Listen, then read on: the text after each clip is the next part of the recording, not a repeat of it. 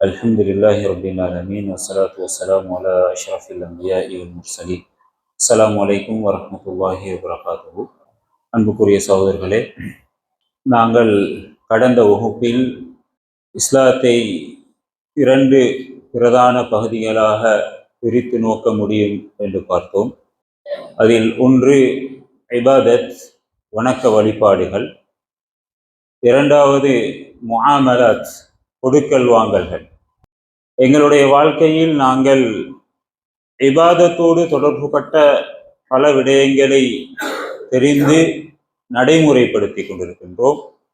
ஆனால் முஆமலாத், கொடுக்கல் வாங்கல்களோடு தொடர்பட்ட விடயங்களை படிப்பதில், படித்தவற்றை நடைமுறைக்கு கொண்டு வருவதில் பல சிக்கல்களை அல்லது எங்களுக்கு அதற்கான சந்தர்ப்பங்கள் கிடைப்பது மிகவும் அரிதாக இருக்கின்றது. அந்த வகையில் நாங்கள் இந்த ஃபிக்ஹ் வகுப்பு தொடரில் முஆமலாத், இஸ்லாத்தின் இரண்டாவது பகுதியோடு தொடர்புபட்ட எங்களுடைய நடைமுறை வாழ்க்கையோடு தொடர்புபட்ட சில தலைப்புகளை கலந்துரையாடுவதற்கு இந்த வகுப்பு ஏற்பாடு செய்யப்பட்டிருக்கின்றது. இன்றைய அமர்வில் முதாரபா அல்லது முதலீட்டு வியாபாரம் பற்றி இஸ்லாம் எங்களுக்கு எவ்வாறான வழிகாட்டலை சொல்லித் தருகின்றது என்கின்ற விடயத்தை மிகவும் சுருக்கமாக பார்ப்போம். இஸ்லாத்தை பொறுத்தவரையில் ஒவ்வொரு மனிதனுக்கும் சொத்துரிமை இருக்கின்றது. சொத்துக்களை தன்வயப்படுத்திக் கொள்வதற்கு இஸ்லாம் அனுமதித்திருக்கின்றது. அது ஆண்களாக இருந்தாலும் சரி, பெண்களாக இருந்தாலும் சரி. லிர்ரிஜாலி நஸீபும் மிம்மக்தஸபு வலின்னிஸாஇ நஸீபும் மிம்மக்தஸப்ன. ஆண்கள் அவர்கள் உழைப்பதினூடாக எதை சம்பாதிக்கின்றார்களோ அது அவர்களுக்குரியது. பெண்கள் அவர்களுடைய உழைப்பினூடாக எதனை சம்பாதித்து கொள்கின்றார்களோ அது அவர்களுக்குரியது. வஸ்அலுல்லாஹ மின் ஃபதுலி. எனவே ஆண்களும் பெண்களுமாக நீங்கள் அனைவரும் அல்லாஹு தாலாவின் அருளிலிருந்து நீங்கள் துஆ கேளுங்கள், பிரார்த்தித்துக் கொள்ளுங்கள் என்று அந்த குர்ஆன் வசனம் எங்களுக்கு வழிகாட்டுகின்றது. இந்த சொத்தை தன்வயப்படுத்திக் கொள்வதற்கு இஸ்லாம் சில வழிமுறைகளை, வழிகாட்டல்களை வழங்கி இருக்கின்றது. அந்த வழிகாட்டலுக்கு உட்பட்ட விதத்தில் சொத்தை தன்வயப்படுத்திக் கொள்கின்ற போது அது தனக்கு அனுமதிக்கப்பட்ட ஹலாலான ஒன்றாக மாறுகின்றது. அந்த வழிமுறைகளுக்கு அப்பாற்பட்ட விதத்தில் சொத்தை தனது உரிமையாக்கி கொண்டால் அது தனக்கு ஹராமான ஒன்றாக மாறிவிடுகின்றது.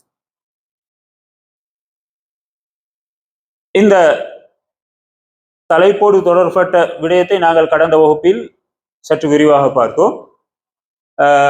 இன்று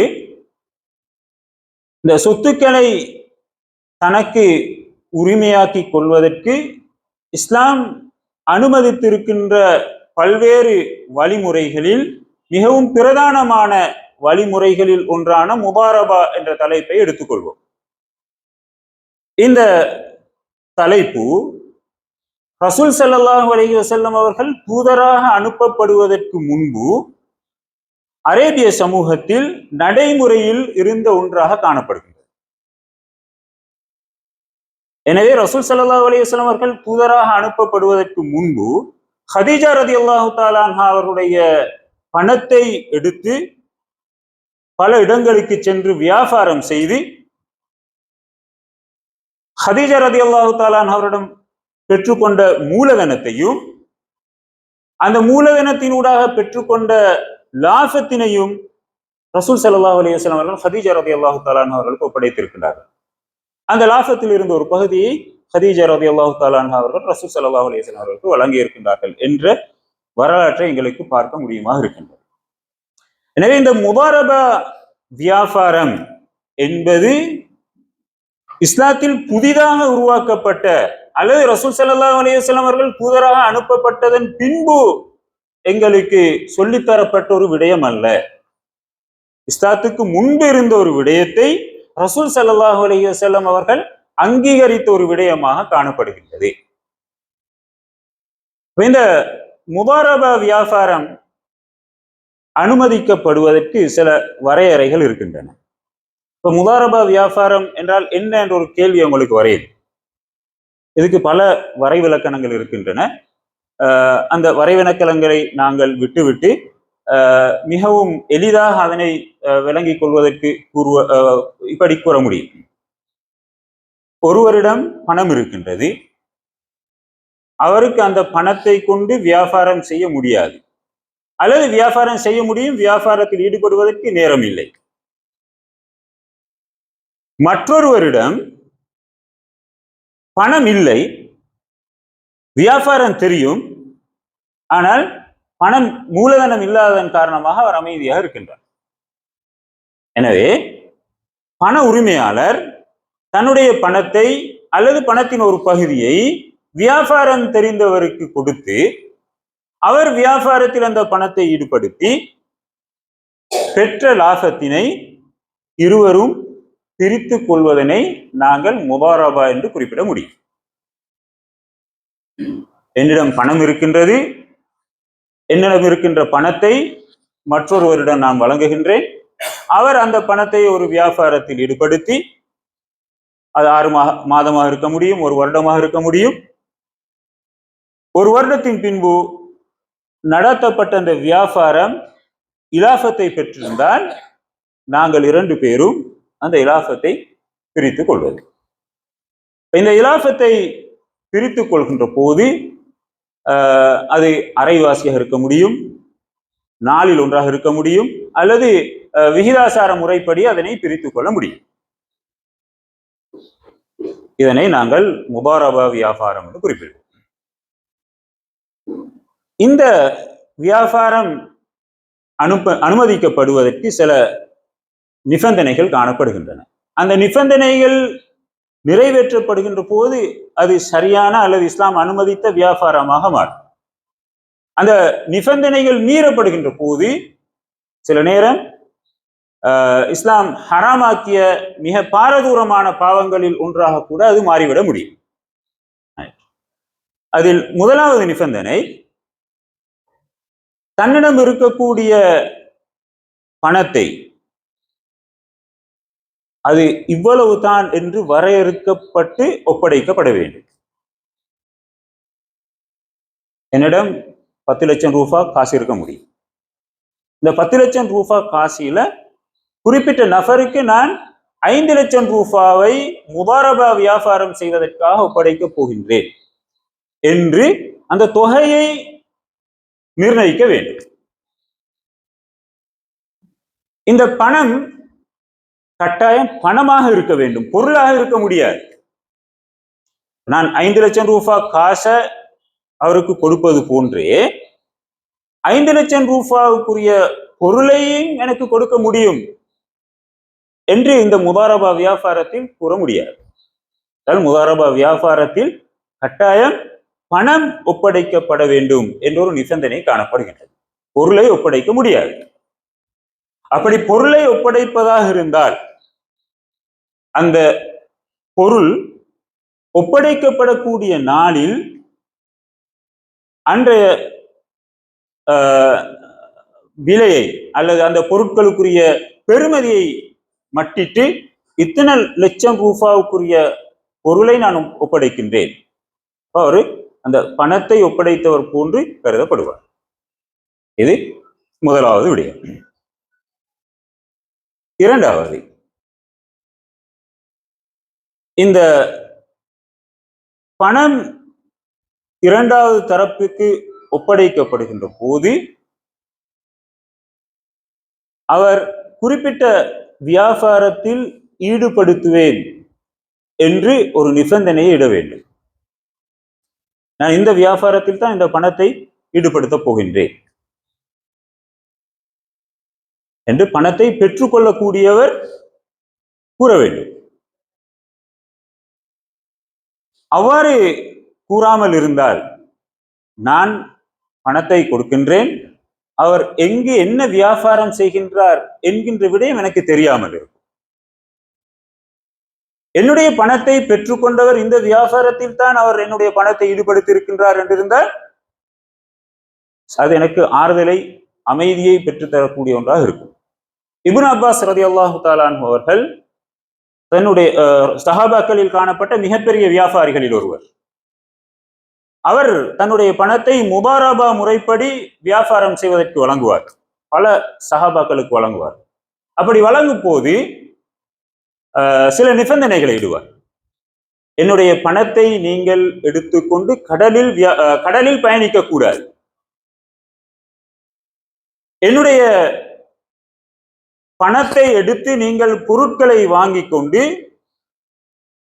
பாலைவன பகுதிகளில் இரவு நேரங்களில் தங்கக்கூடாது. மூன்றாவது, என்னுடைய பணத்தை நீங்கள் எடுத்து பிராணிகளை வாங்கக்கூடாது. இந்த 3 நிபந்தனைகளையும் உங்களுக்கு நிறைவேற்ற முடியும் என்றிருந்தால் பணத்தை வழங்குகின்றேன், நீங்கள் வியாபாரம் செய்யுங்கள். எனவே நான் குறிப்பிட்ட ஒரு நபருக்கு பணத்தை வியாபாரம் செய்வதற்காக வழங்குகின்ற போது அவர் எந்த வியாபாரத்தில் இந்த பணத்தை ஈடுபடுத்துகின்றார் என்பது எனக்கு தெரிய வேண்டும். அதனை அவர் எனக்கு தெரியப்படுத்தவும் வேண்டும். மூன்றாவது, பணத்தை பெற்றுக்கொண்டவர் குறிப்பிட்ட அந்த வியாபாரத்தில் ஈடுபடுத்தி லாபம் அடைந்தால் லாபம் விகிதாசார முறைப்படி பிரிக்கப்பட வேண்டும். நான் உங்கள்கிட்ட இருந்து 10 லட்சம் ரூபாய் பணத்தை எடுத்துக் கொள்கின்றேன், குறிப்பிட்ட வியாபாரத்தில் ஈடுபடுத்துகின்றேன்.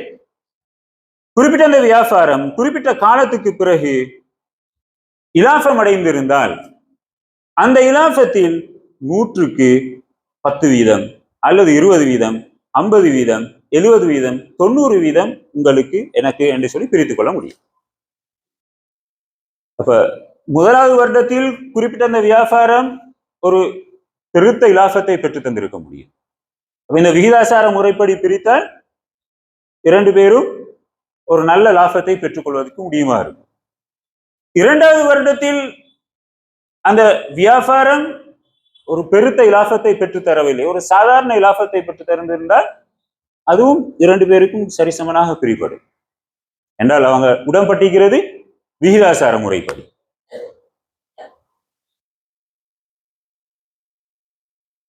இந்த நிபந்தனையோடு தொடர்பட்ட மற்றும் ஒரு விடயம், பணத்தை நான் வழங்குகின்ற போது நீங்கள் என்னுடைய பணத்தை பெற்றுக்கொண்டு வியாபாரம் செய்யுங்கள். நீங்கள் செய்கின்ற வியாபாரம் எப்படியும் அமைய முடியும்.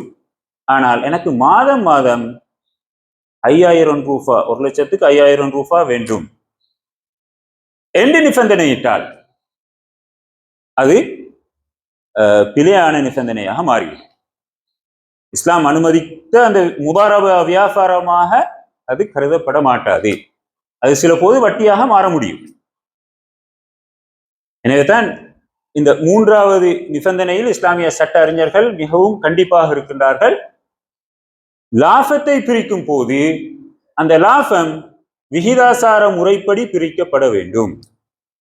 அது 100க்கு 50-50 இருக்க முடியும், அல்லது 60-40 கூடி குறைய முடியும்.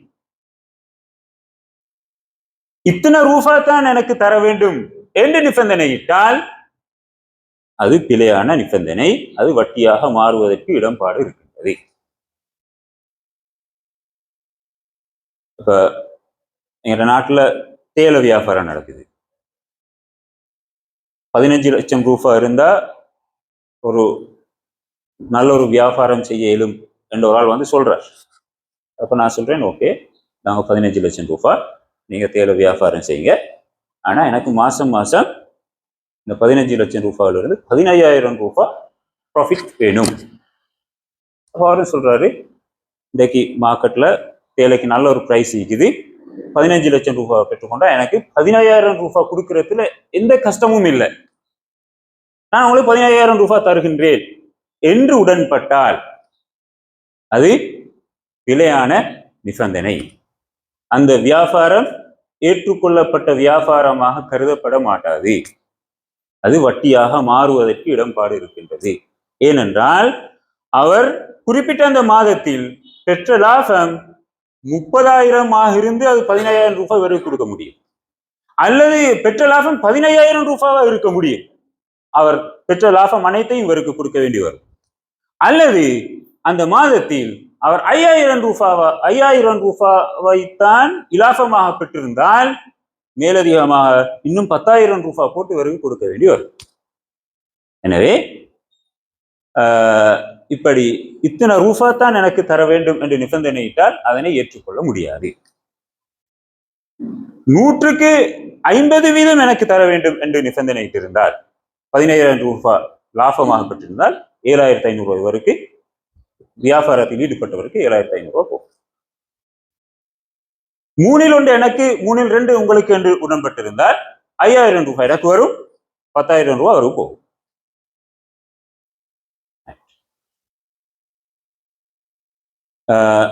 இந்த இந்த நிபந்தனையில் தான் எங்களில் பெரும்பாலானவர்கள் சிக்கிப்படுகின்ற இடம்.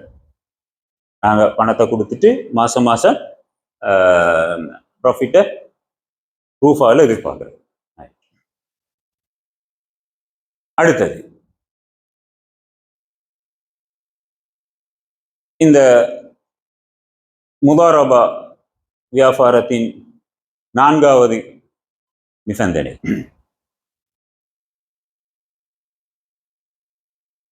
இந்த வியாபாரம் எவ்வளவு காலத்துக்கு நீடிக்கும் என்பதனையும் குறிப்பிட வேண்டும்.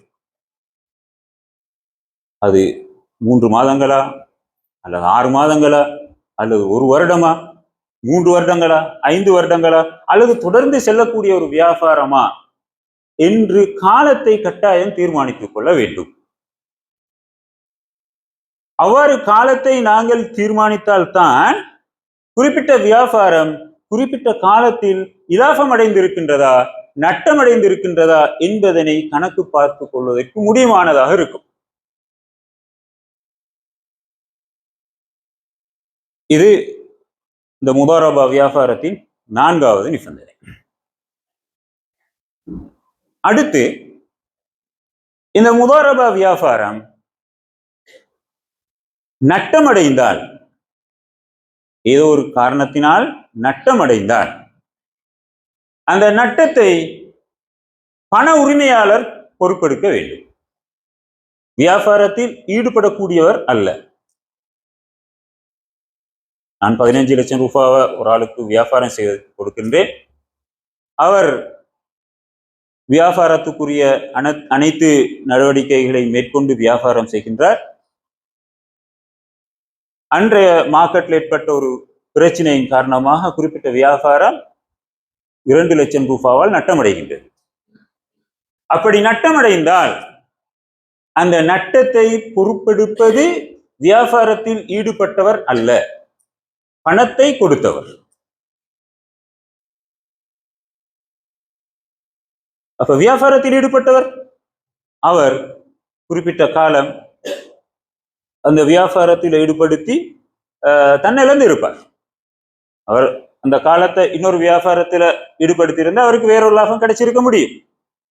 ஆனால் இந்த வியாபாரத்தில் ஈடுபட்டதனால் அவருடைய காலம் நேரம் அதில் செலவாகி இருக்கின்றது. இந்த வியாபாரத்தில் அவருடைய தவறால் அல்லது அத்துமீறலால் அல்லது அவருடைய கவனையினத்தினால் ஏற்பட்டிருந்தால் அதற்குரிய பொறுப்பை அவர் ஏற்றுக்கொள்வார். இது அல்லாத ஏனைய தவறுகளால் ஏனைய காரணங்களினால் குறிப்பிட்ட வியாபாரம் நட்டமடைந்தால் அந்த நட்டத்துக்கான பொறுப்பை பண உரிமையாளர் பொறுப்பெடுக்க வேண்டும். அதே போல இந்த வியாபாரத்தில லாபத்தை நாங்கள் பிரிக்கின்ற போது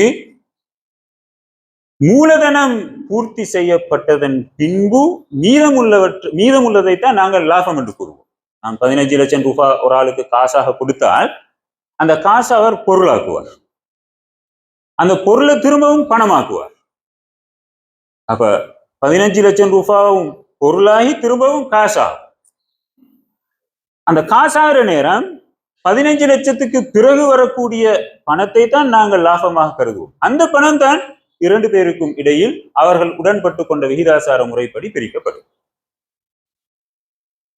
அதே போல இந்த வியாபாரத்தில் ஈடுபடுகின்ற போது வியாபாரத்துக்காக செலவிடப்படக்கூடிய அனைத்து செலவீனங்களும் இந்த இவர் வழங்கிய மூலதனத்திலிருந்து தான் பார்க்கப்படும்.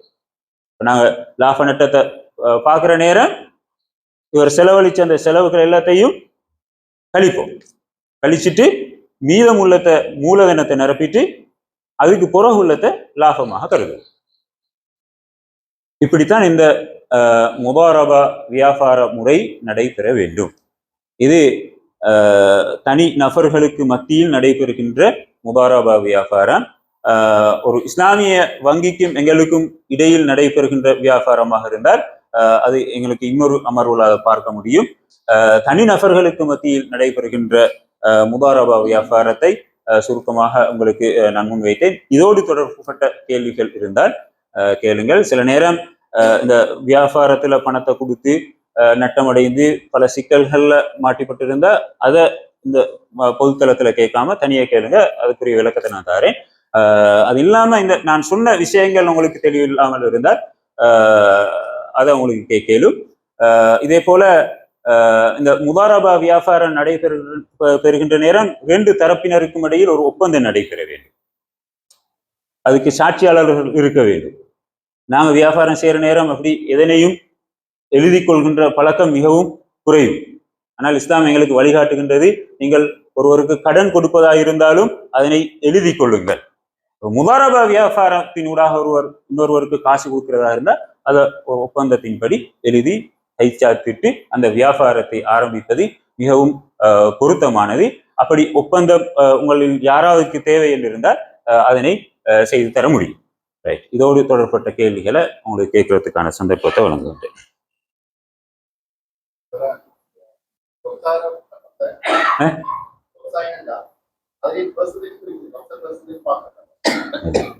அவர் நட்டம் அடைந்தால் அவர் அந்த நட்டத்தை பொறுப்பெடுக்கணும் என்றது கட்டாயம் அல்ல.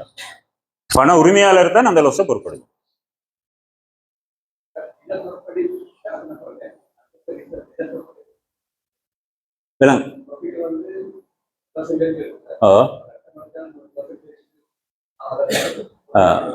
நட்டத்தை நாங்க பெர்சன்டேஜுக்கு போறதாக இருந்தா அதுக்கு இன்னொரு வியாபார முறை இருக்குது, அது முஷாரக்கான்னு சொல்லி. அப்ப முஷாரக்காண்டா 2 பேரும் குறிப்பிட்ட வியாபாரத்துல மூலதனம் இடணும். நான் பணம் போட்டுறது போல நீங்களும் போடணும். அப்பதான் நான் நட்டத்தை பொறுப்பெடுக்கிற மாதிரி உங்களுக்கு நட்டத்தை பொறுப்பெடுக்க. நான் மட்டும் பணத்தை உங்களுக்கு தந்து நீங்க வியாபாரத்தில் ஈடுபட்டு அது லொஸ்ட் ஆகினா அதுக்கு நான் தான் அந்த நட்டத்தை பொறுப்பெடுக்கணும்.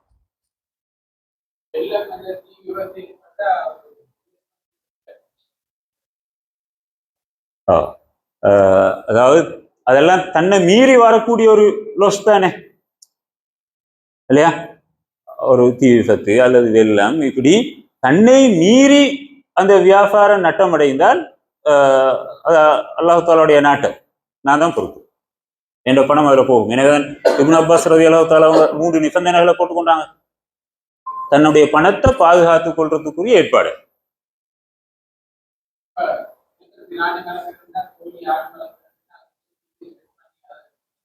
உங்களுக்கு கொடுக்கேடு.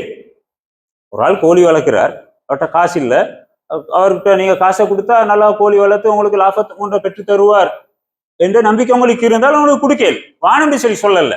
ஆனா இப்னு அப்பாஸ் ரலியல்லாஹு தஆலா அவங்க பார்த்தாங்க, நான் கொடுக்கிற காசால ஒரு கொஞ்சம் கோழியை அல்லது ஆட்டை வாங்கி அது செத்தால் நான் தானே பொறுப்பெடுக்கணும். என்ன சொன்னா, ஏண்ட பணத்தால இந்த உயிரினங்களை வாங்குவான, உயிர் இல்லாத பொருட்களை வாங்குங்க, பிசினஸ் பண்ணுங்க.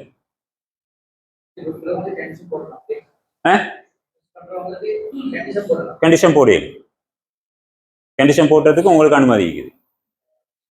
அந்த கண்டிஷனை மீறி அவர் செயற்பட்டு வியாபாரம் நட்டமடைந்தா அந்த நட்டத்தை அவர் பொறுப்பெடுக்கும். என்ற அவங்களோட கண்டிஷனை மீறித்தானே அவர் செயற்பட்டாரு.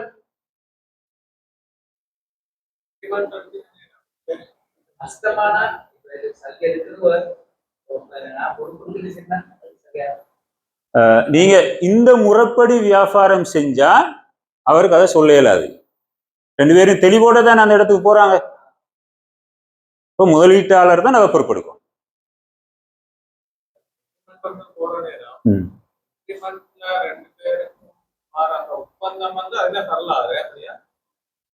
அந்த ஒப்பந்தத்தின்படிதான் அவங்க ரெண்டு பேரும் செயற்படும். என்ற ஒப்பந்தத்தின்படி செய்யலட்டி வியாபாரத்தில் ஈடுபடக்கூடியவர் தான் மாட்டிக்கொள்வார். ஏன்னா நான் உங்களுக்கு பணத்தை தந்துட்டு சும்மா இருப்பேன், நான் எந்த கஷ்டமும் பட மாட்டேன், என்ற பணத்தை உங்களுக்கு தரேன், நீங்க வியாபாரத்தில் ஈடுபடணும்.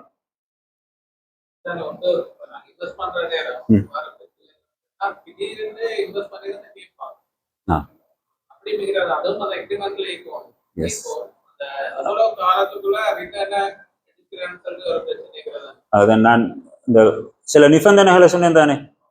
முதாரபா வியாபாரம் நடைபெறுகின்ற நேரம் இந்த வியாபாரம் எவ்வளவு காலத்துக்கு நடைபெறும், அது 3 மாசமா 6 மாசமா 1 வருஷமா என்ற காலத்தை நீங்க வரையறுக்கணும். அப்படி காலத்தை வரையறுத்துட்டு காலத்துக்கு முன்னுக்கு நான் தந்த பணத்தை கேட்கிறாரு.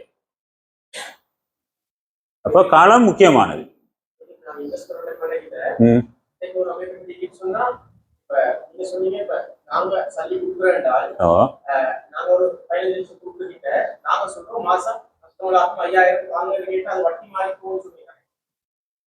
சல்லி எடுக்கிறவர் சொல்றாரு, நீங்க 50 லட்சம் ரூபாய் தாங்க, நான் ஒரு 5 லட்சம் ரூபாய் மாசம் தாரேன் அப்படின்னு எங்கள்கிட்ட சல்லியை வாங்குறவர் சொல்றாரு. அப்ப அது வந்து அவரு ஒரு பொருத்தத்துல அவர் சொல்லி கேட்கிறார். அப்ப நாங்க அந்த சல்லியை கொடுத்து அதுல அவர் அந்த 5 லட்சம் ரூபாய் எடுத்து போறது எவ்வளவு சரி, அது வட்டி. அது திளையத்தான். நீங்க 15 லட்சம் ரூபாய் கொடுத்து 1 லட்சத்துக்கு 5000 ரூபாய் மாசம் மாசம் தாங்க, அவரும் அதை சந்தோஷமா ஏற்றுக்கொள்றாரு, நான் தாரேன் சொல்லி உடன்படுறாரு. நீங்க 15 லட்சம் கொடுத்து மாசம் மாசம் 5000 ரூபாய் நீங்க எடுத்தா அவர் சொல்றாரு, இவர் கேட்கல, அவர் சொல்றேன்னு கேட்க உங்களுக்கு 15 லட்சம் ரூபாய் கட்ட இந்த எடுக்கிற நேரம் அவர் சொல்றாரு, நான் உங்களுக்கு மாசம் மாசம் 5000 ரூபாய் தாரு. அப்ப முதலாவது மாசம் அவரு பொருட்களை வாங்கி இன்னும் வித்தயிக்க மாட்டார், சாமான வாங்கி வித்தயிக்க மாட்டார், ஆனா அவங்களுக்கு 5000 ரூபாய் ப்ராஃபிட் தருவார். எங்கிருந்து ப்ராஃபிட் தந்தார்? அப்ப அது உண்மையான இலாபத்தில் இருந்து தரப்படக்கூடிய பணம் அல்ல. எனவே அப்படி உடன்பட்டால் அது பிழையானதாக மாறும். ஆனா அதை எங்களுக்கு இப்படி மாத்து, நான் உங்களுக்கு 15 லட்சம் ரூபாய் காசு தரேன், நீங்க வியாபாரத்தில் ஈடுபடுத்துங்க, எங்களோட எக்ரிமெண்ட் 3 வருஷம், ஒவ்வொரு வருடம் முடிவிலையும் லாப நட்டத்தை பார்ப்போம். ஆனா மாசம் மாசம் நான் உங்களுக்கு 5000 ரூபாய் தருவேன். ஒரு வருடம் முடிகிற நேரம் குறிப்பிட்ட வியாபாரம் எவ்வளவு லாபம் அடைஞ்சிக்குதோ அந்த லாபத்தை விட கூடுதலான பணத்தை உங்களுக்கு தந்திருந்தா அதை எனக்கு நீங்க ரிட்டர்ன் பண்ணணும். நான் உங்களுக்கு குறைவாக தந்திருந்தா குறைவான பணத்தை உங்களுக்கு ரிட்டர்ன் பண்ணணும். அப்ப அது லாபத்திலிருந்து தான் நான் உங்களுக்கு 5000 ரூபாய் தரேன் உடன்பட்டீங்க. அப்படி வந்தால் அது பிழையாக மாறாது.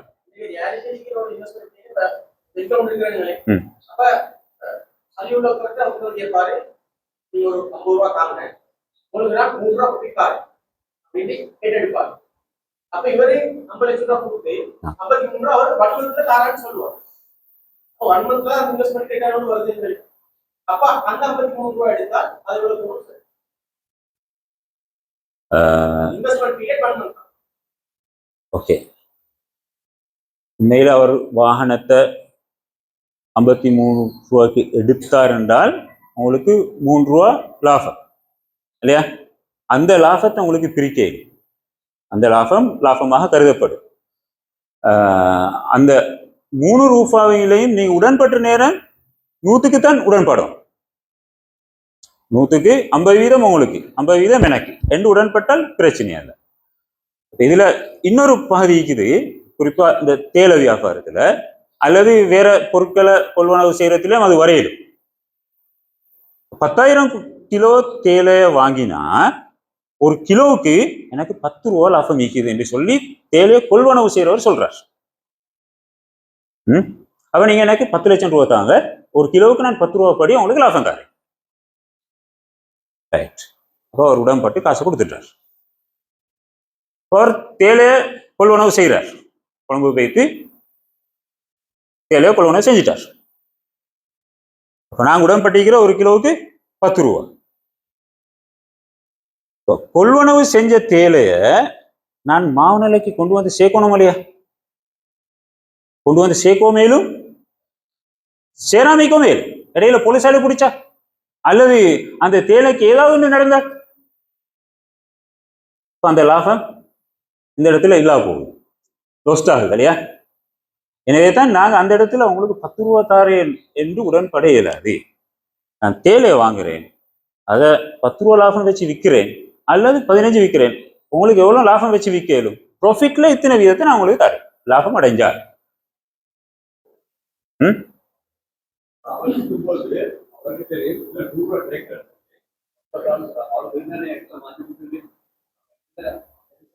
இல்ல, வியாபாரத்தில் ஈடுபடுபவருக்கு தெரியும் இந்த வியாபாரத்தில் ஈடுபட்டா எனக்கு இவ்வளவு ப்ராஃபிட் கிடைக்கும் என்றது அவருடைய அனுபவப்படி தெரியும். அப்படி தெரிந்திருந்தாலும் இத்தனை ரூபா லாபம் தாரேன் என்று சொல்லி உடன்படையல. விகிதாசார முறைப்படி உடன்படுங்க. அது 100 ரூபா ப்ராஃபிட் ஆயிக்கோ மேலும் 200 ரூபா ப்ராஃபிட் ஆயிக்கோ மேலும் அது 50 ரூபா மாறுறதுக்கு இடம்பாடு மீக்கும்.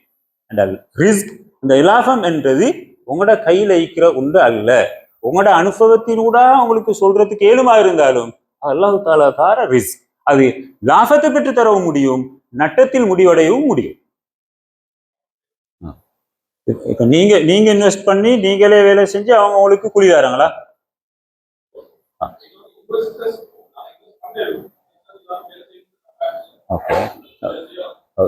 வேலை செய்யறதுக்கு உங்களுக்கு கூலி தானே தருவாங்க, சம்பளம் தான் தருவாங்க, அது ப்ராஃபிட் அல்ல. ஆனா நான் அந்த சாஃப்ட்வேருக்கு காசு தந்தா நான் ஈடுபட மாட்டேன். 1 வருஷத்துக்கு பிறகு அந்த சாஃப்ட்வேர் கிடைக்கிற லாபத்துல நான் உடன்பட்ட ப்ராஃபிட் எனக்கு எடுக்கிறதுக்கு ஏது. அப்ப அதுல நீங்க அவங்களோட வேலையில செஞ்சு கொடுக்கறதுக்கு ஈடுபட்டா உங்களுக்கு அவங்க கூலி தான் தராங்க. அப்ப அது இந்த முதாரபா வியாபாரம் அல்ல. நானும் அந்த சாஃப்ட்வேர் கம்பெனியோட உடன்பட்டு பணத்தை கொடுத்திருந்தா அந்த கம்பெனிக்கும் எனக்கும் இடையில இருக்கக்கூடிய உறவு முதாரபா வியாபாரம், உங்களுக்கும் அந்த கம்பெனிக்கும் இடையில இருக்கக்கூடிய உறவு முதாரபா அல்ல. சம்பளத்துக்கு வேலை செய்யற ஒரு மெத்தட், அதுவும் அனுமதிக்கப்பட்டது. இஜாரா என்ற ஒரு முறை அனுமதிக்கப்பட்டது. உங்களுக்கு அதுல ஈடுபடணும், அதுக்குரிய சம்பளத்தை எடுக்க.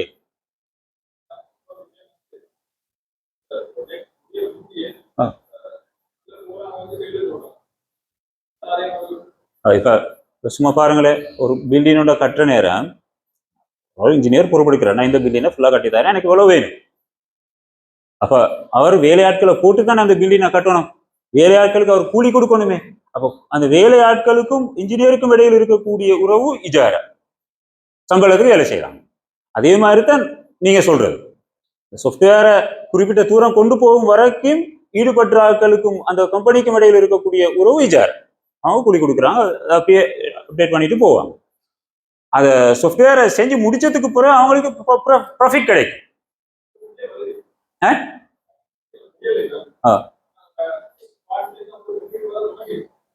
இப்ப நான் ஒரு கடை தொகுதியை கட்டுறதா இருந்தா பில்டினை ஃபுல்லா கட்டி முடியறதுக்கு முன்னுக்கே கீழ்த்தட்ட கூலி கேட்பாங்க. அப்ப என்ன கொடுக்கலுமா? கொடுத்தா எனக்கு லாபம் வருமா? வரும். அது மாதிரி உங்களோட சாஃப்ட்வேர்ல ஒரு பகுதியினோட அவங்களுக்கு ப்ராஃபிட் வரும் என்று இருந்தா அந்த ப்ராஃபிட் வருட முடிவுல தான் இன்வெஸ்ட் பண்ணி நாட்களுக்கு பிரிச்சு கொடுக்கப்படும். வருட ஆரம்பத்துல அல்லது இடையில அல்ல. இடையில வேலை செய்யறார்களுக்கு கொடுத்தா அது லாபத்தில் இருந்து கொடுக்கப்பட்ட ஒன்றாக கருதப்பட மாட்டாது.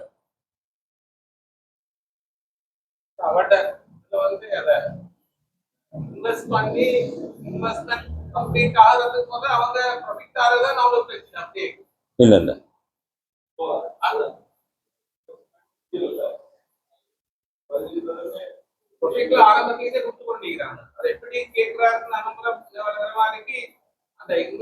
நாங்க கொஞ்சம் தனியா பேசுவோம்.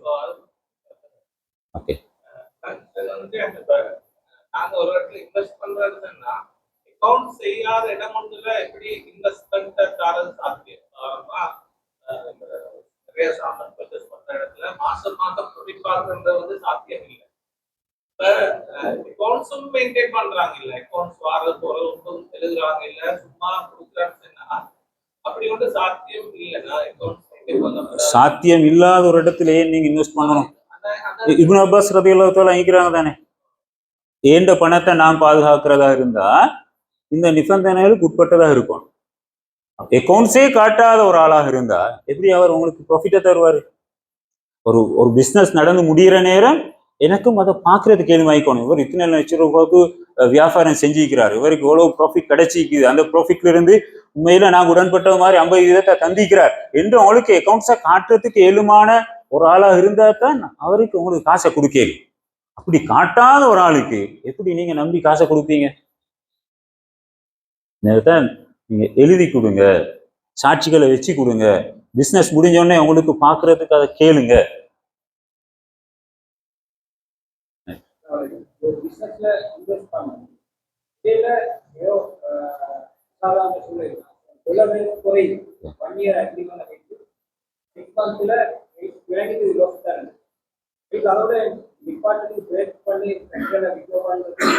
நீங்க ஆரம்பத்தில் உடன்பட்டாச்சு தானே, நாங்க ஒரு வருஷத்துக்கு இந்த எக்ரிமெண்ட்டை கொண்டு போவோம், ஆனா 6 மாசத்துல உங்களுக்கு விளங்கிது இது லொஸ்ட் ஆரம்பிச்சு இல்லையா? அப்போ உங்களுக்கு முடிக்க இயலாது. ஏண்டா உங்களோட எக்ரிமெண்ட் அப்படியா இல்லை, 6 மாசம் இல்லை, 1 வருஷம் வரங்காட்டியும் போகணும்ன்றது. ஆனா அந்த இவர் வியாபாரத்தில் ஈடுபடக்கூடியவர் உங்களோட உடன்பட்டு இதோட நிப்பாட்டி கொள்வோம், நீங்க லொஸ்ட பொறுப்படுங்க இருந்தா 2 பேர் உடன்பட்டா அதை முடிக்க, ஒரு தரப்பாலும் உடைக்கல.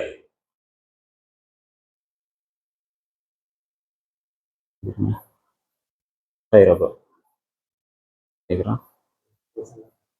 அது முடிக்குமாண்ணா? சுப்ஹானக்கல்லாஹு வ பிஹம்திக அஷ்ஹது அல்லா இலாஹா இல்லா அன்த